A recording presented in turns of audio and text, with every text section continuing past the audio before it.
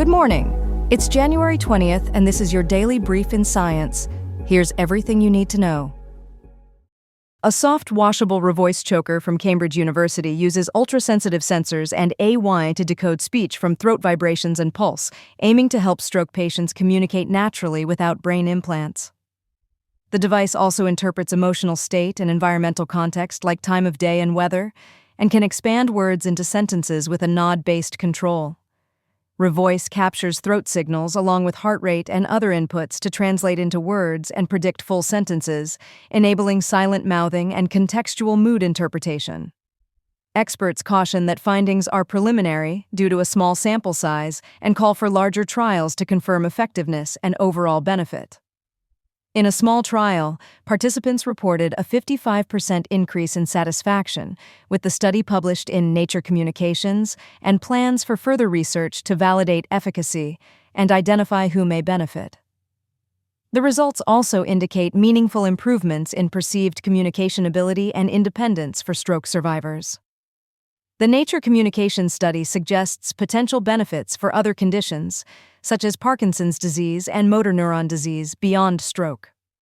A technical advance called knowledge distillation reduces the model size by transferring from a larger one D1D ResNet 101 to a smaller one D1D ResNet 18, cutting inference load by about 75.6% with a 0.9% accuracy drop to 91.3%. A context augmentation strategy with surrounding tokens enables high accuracy 1D CNN decoding and few-shot transfer learning from healthy individuals to patients, achieving about 92.2% token accuracy after 25 repetitions per word. Fine-tuning on dysarthric stroke patient data yields a word error rate of 4.2% and a sentence error rate of 2.9%, with comprehensive comparisons to state-of-the-art wearables provided. A polyurethane acrylate isolation layer mitigates crosstalk between silent speech and pulse signals, boosting signal-to-interference ratio by over 20 dB when signals overlap. A graphene-coated textile with a rigid isolation layer suppresses cross-axis interference, ensuring the dominant X-axis strain signal and demonstrating strong sensor performance. A landmark experiment from Tokyo University of Science shows positronium behaving as a single quantum object as it diffracts. Researchers led by Professor Yasuyuki Nagashima used a high-quality, tunable positronium beam and a graphene target to observe clear diffraction patterns, confirming interference of positronium itself rather than separate electron and positron components.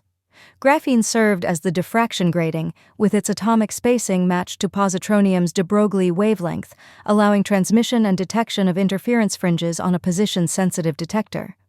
The team generated a fast, neutral, coherent positronium beam by creating negatively charged positronium ions and removing an extra electron with a precise laser pulse, achieving energies up to 3.3 kilo-electron-volts and a narrow energy spread.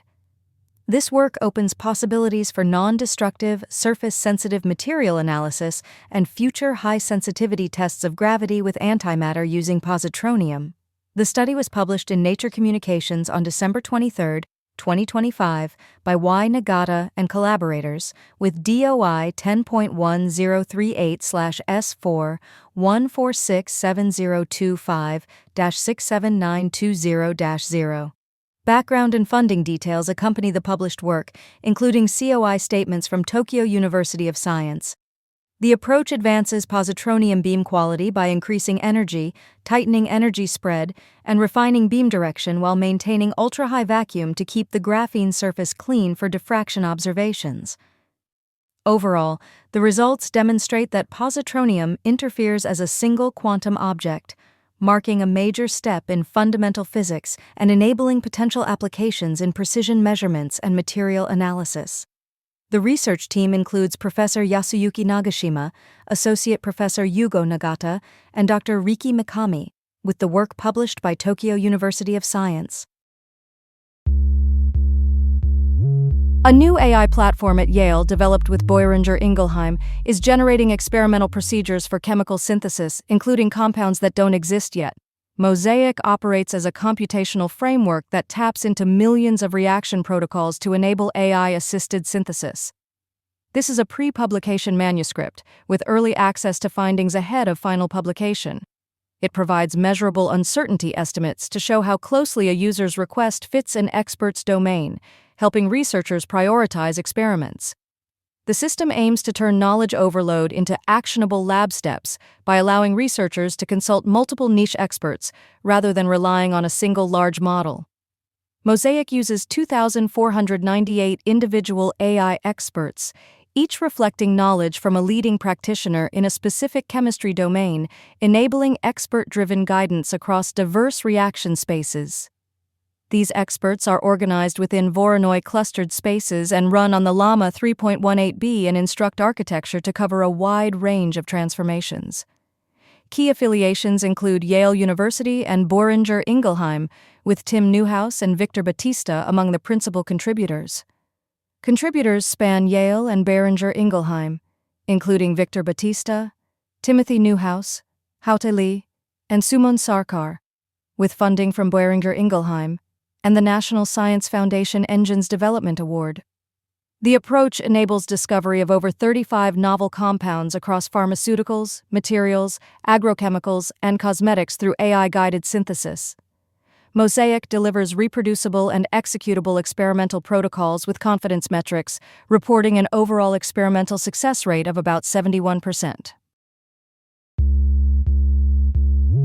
Two distant supernovae, SN Ares and SN Athena, are being magnified and split into multiple images by massive galaxy clusters, creating time-delayed light paths that researchers say could yield the most precise single-step measurements of cosmology. Discovered through JWST's VENUS program, these lensed events offer a natural telescope for deep time observations, with time-domain astronomy at the core as light takes different routes through the evolving universe. SN Ares exploded about 4 billion years after the Big Bang, while SN Athena exploded about 6.5 billion years after, and their separate light paths will arrive at different times, opening a window into the universe's expansion history. The time delays, driven by gravitational lensing and cosmic expansion, provide a direct handle on the Hubble constant and dark energy without relying on chained calibrations. Researchers suggest these events could deliver precise, single-step constraints on cosmological parameters and help reveal whether current analyses are complete or contain unknown systematics. The VENUS program surveys roughly 60 rich galaxy clusters to find rare distant sources, including lensed supernovae, ancient stars, and active black holes, leveraging strong lensing to study early universe phenomena. Time-domain measurements across decades are possible here. Athena's reappearances are expected in a few years, while Ares's reappearances may occur about 6 decades from now, enabling a long baseline for time delay studies. The goal is to use these time delays as a clean cosmological probe that could address discrepancies like the Hubble tension and test for new physics or unaccounted systematics. Findings presented at the AAS 247 meeting emphasize that gravitational lensing of distant supernovae could become a key, independent method to study the universe's expansion rate and underlying physics. A Johns Hopkins study shows delta-type ionotropic glued receptors are active regulators of brain communication, signaling a new drug target for psychiatric and movement disorders. The research, funded by NIH, the Searle Scholars Program, and the Diana Hellis Henry Medical Research Foundation, was published in Nature and used cryo-electron microscopy to reveal a central ion channel in GLUDs that interacts with neurotransmitters to guide synapse formation and signaling. The findings clarify GLUD's role in neuronal activity and open a path to therapies for anxiety, schizophrenia, cerebellar ataxia, and related conditions. In schizophrenia, GLUDs are underactive, suggesting future therapies should aim to enhance their activity to restore neural function. The team plans collaboration with pharmaceutical companies to advance GLUD-based therapies and is examining GLUD mutations linked to schizophrenia and anxiety to design more precise treatments. Targeting GLUDs could also influence aging and memory by modulating synapse function and potentially mitigating memory decline. Johns Hopkins has filed a patent on techniques to measure electrical currents from GLUDs, with support from NIH, Searle, and the Diana Hellis Henry Medical Research Foundation. Key contributors include Halbo Wang, Fareen Ahmed, Jeffrey Kao, and Anish Kumar Mandal. In cerebellar ataxia, GLUDs may become overactive without proper electrical signaling, implying that therapies to block excessive GLUD activity could improve movement and balance. Dr. Edward Toomey notes that GLUDs are active and represent a promising therapeutic channel, challenging the view that they are dormant. The Nature study shows GLUDs contain a central ion channel that regulates neurotransmitter signaling and synapse formation, offering a mechanism to modulate brain activity and translate into new treatments. This has been your daily brief in science. To read more about these stories, follow the links in the episode bio. You can also subscribe to these updates via email at www.brief.news. For more daily podcasts about the topics you love, visit brief.news/podcasts. Tune in tomorrow.